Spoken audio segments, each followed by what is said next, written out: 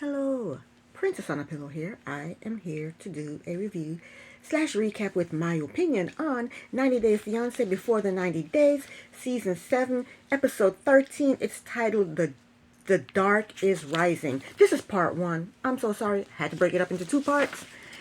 Let's get started. I think I'm only doing 2 couples in part 1. Let's get started with Magda and Joe. So Magda picked up Joe from the airport and they are driving to the apartment that she rented. We realized that Joe does not know her name. Joe has been calling her Magna, not Magda, Magna, M-A-G-N-A. Magda said she doesn't mind what he calls her because she loves him. Girl. Anyway, they get to the apartment and it's cute. Joe liked it, except that it has 2 bedrooms. Magda told him that they are sleeping in separate rooms. The look on Joe's face is nothing but sadness and disappointment. He probably thought they would sleep in the same bed and he probably could just slip it in. I don't know what he thought, but he looked disappointed all over again from when she had told him on the phone that they weren't going to sleep together. And also he's disappointed because there's no AC. He says it's hot and there's no AC, just a fan. So later they get dressed to go out and Joe bought them matching sneakers and I thought that was so cute. So they walked around a bit and Joe is impressed with Poland. He thought Poland was going to be rainy and muggy and not nice, but he was impressed with Poland. They went to an outside restaurant and had shots and food. Then Joe tried to convince her to allow them to sleep in the same bed. Magda is not budging on that. Joe cannot understand that she wants a visa, she wants a marriage, and she wants kids, but she doesn't want to sleep with him. Yet. The next morning, he climbed into bed with her to wake her up, and they're lying in bed, and she told him that she does not want to have sex until he proposes. She said then they can have sex and she will be all his. He asked her, what if we're not sexually compatible? She told him that it's not the most important thing in a relationship. He told her that it's pretty important. Joe told the camera that he does not want to propose to someone he has never been intimate with.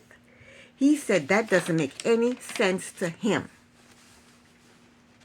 But I'm on Magda's side because he can come there. I said this before. He can come there, have sex with her, and then go back to the States and then dump her.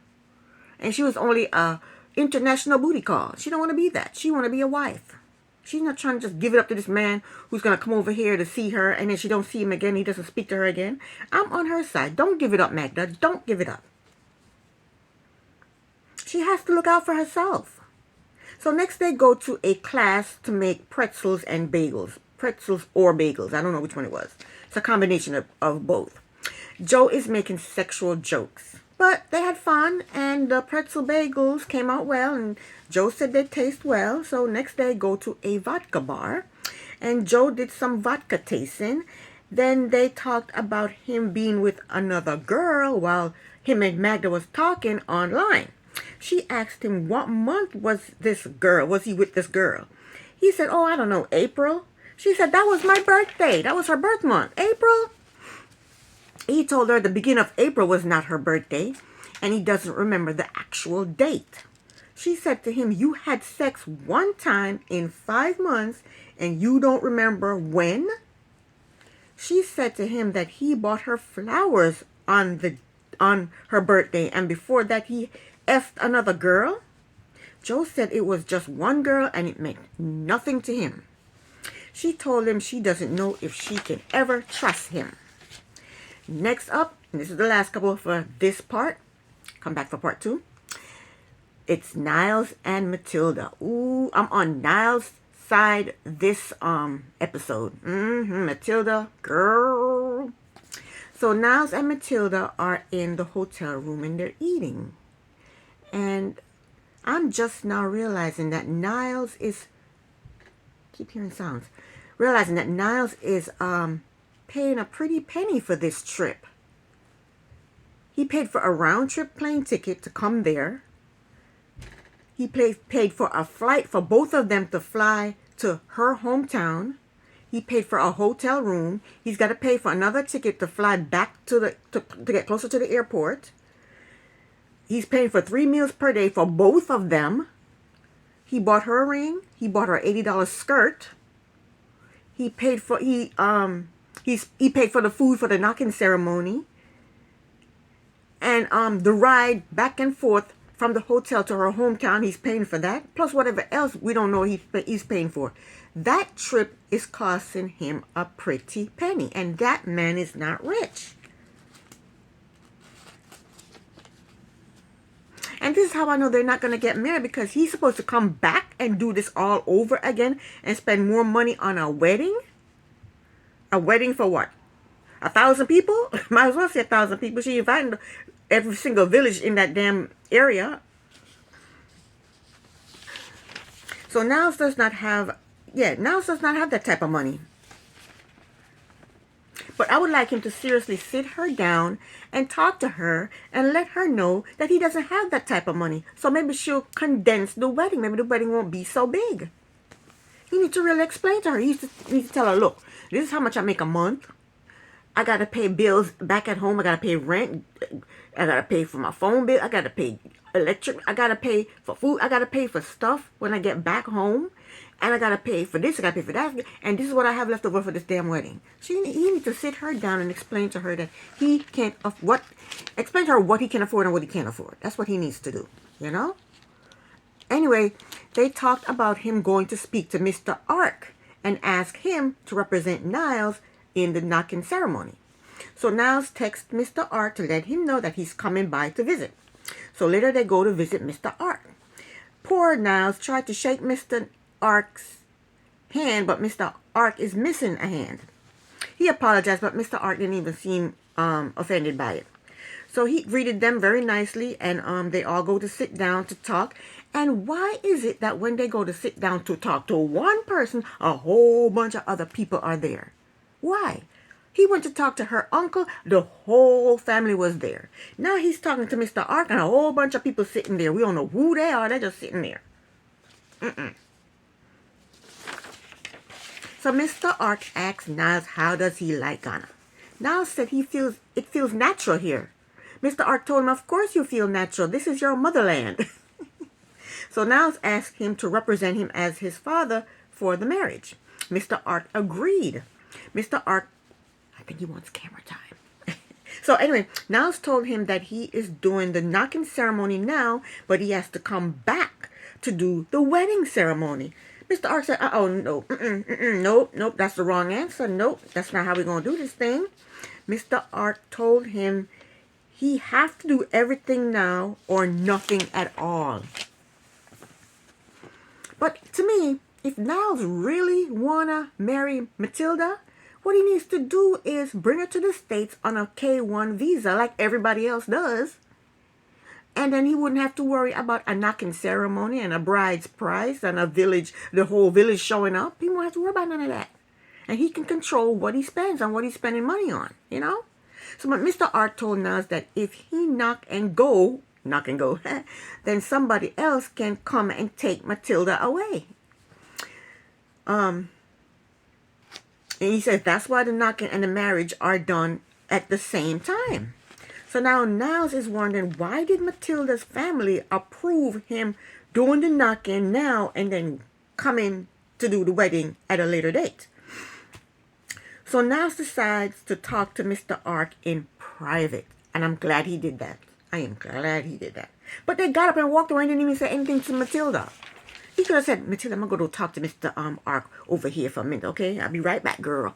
He didn't say none of that. He just got up and walked off. And left Matilda sitting there looking like,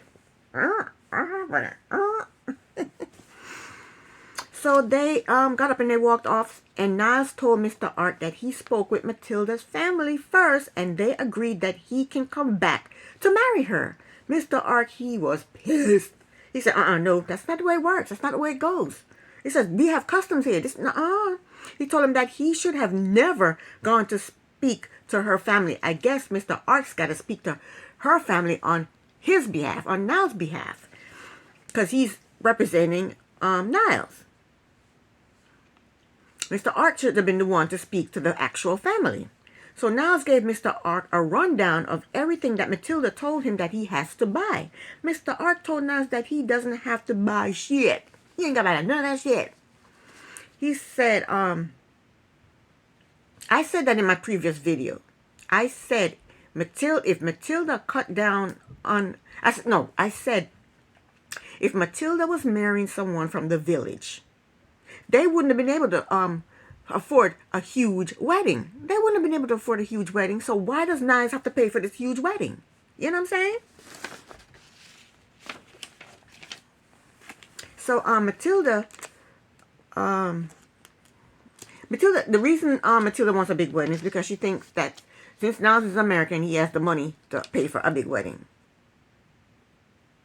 And she wants to show off to her friends and family. Mr. Ark told him, don't listen to women. Hey, Mr. Ark, you watch what you say. I'm a woman. You watch what you say. Mr. Ark, you better watch yourself. He told Niles that women are sometimes deceitful. Well, some men are deceitful too. That's true. Some women are deceitful, but some men are deceitful too. So, but now Niles is skeptical about Matilda.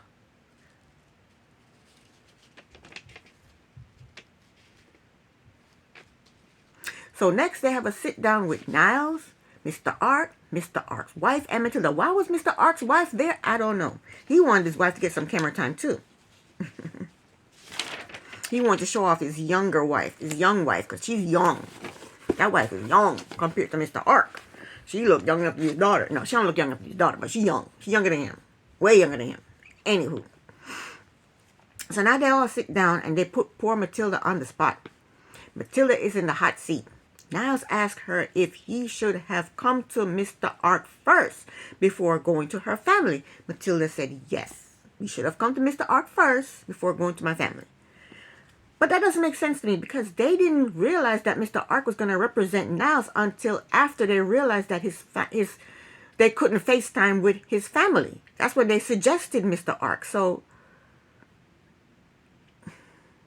I don't understand why they should have went to Mr. Ark first. Anyway, Niles told her this makes them look bad because, you know, now Mr. Ark is saying, you shouldn't have talked to the family. I should have talked to the family. So now Niles is saying this makes them look bad. And he's not happy that you know, he upset poor Mr. Ark. Poor Mr. Ark. Mr. Ark.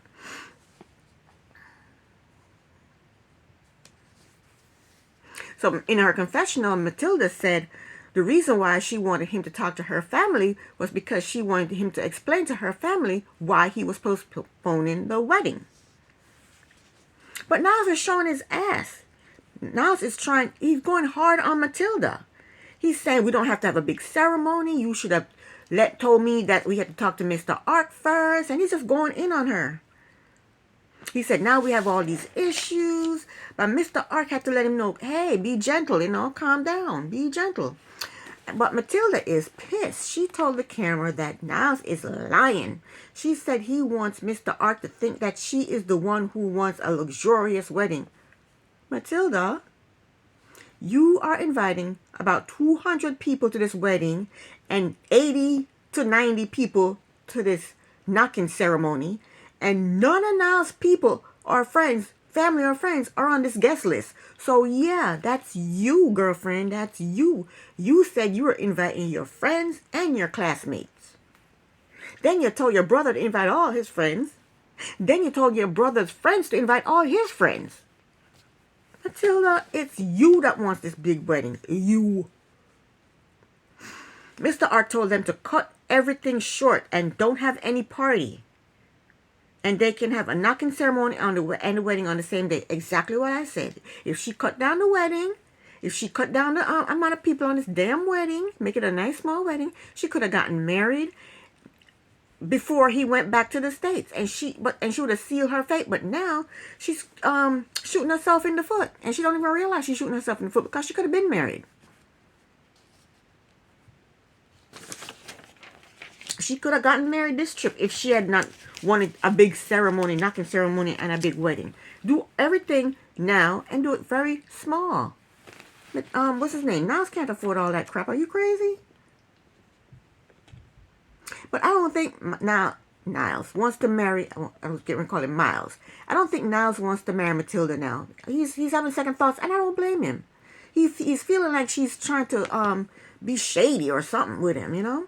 Niles told Mr. Art that before they go ahead with anything, he has to discuss, you know, some things with Matilda first. So Matilda and Niles, they're on their way back to the hotel in a taxi, a Uber, a Lyft. I don't know what that is. But they're driving back, and he has to pay for that. That's another thing he has to pay for. He has to pay for the ride back and forth to and from the hotel from her village. He has to pay for that. So she told him that he embarrassed her in front of Mr. Art. He said to her, "Why didn't you tell me I had to speak to Mr. Art first? And why did you tell me we had to have a ceremony of 90 people?" Matilda told him that she had friends, her mother had friends, and her uncle had friends. So because her family has friends, Niles have to pay for them to eat and drink at 2 ceremonies? So what if they have friends? That don't mean they have to be invited. Matilda sounds crazy. She doesn't realize that if she had a simple wedding, she'd be married by now, but now she done effed up because I don't think he wants to marry her anymore. I don't blame him either because she's looking shady. Niles said, "You told me I had to give $200. She told him, "You're crying over $200? Yes, he's crying over $200. Look at everything that he has to pay for. Now he got to pay $200 for food to feed a whole bunch of people that he doesn't know. And he doesn't even have to. Now he's finding out that he didn't even have to give $200. That's ridiculous. And she doesn't realize that the money adds up. She goes, "I've never asked you for a dime." Okay, but the money adds up. He's feeding you. The whole time he's there, he's feeding you 3 meals a day. He's paying for the roof over your head, the hotel room. And this is the second hotel he's been to. He paid to fly her from the hotel, the airport area to her hometown. He's paying for everything. You don't have to ask him for a dime. He's paying for everything. He bought you an $80 skirt. Not one dress or a pair of pants or a top in my closet costs $80. Not even a pair of shoes I have cost $80. Is she crazy? And he bought her a ring. The money adds up, Matilda. Don't you see that? Don't you realize that? I guess you're too young to realize that. I didn't ask you for a dime. She told him that she invited all those people to make him happy because he's not going to have his family there. He said, "What made you think that I would want all those people there when I told you I'm autistic and an introvert? What made you think I would want a whole bunch of people there?" She told him that he should have told her to cut down on the people coming to the ceremony. She didn't give him that chance. She just told him 90 people showing up. And he just thought that's what it had to be. He doesn't know. So she started going off on him again. And he told her to stop talking. He needs a moment. And I don't blame him because she's yelling and screaming and she's all up in his face. And then she told him he disgraced her today. She said, "You disgraced me today."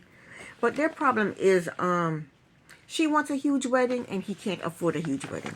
That's their problem. Well, that's the end. This is the end of my review. Please come back for part 2. Thank you so very much for watching. Princess on a Pillow here. Bye.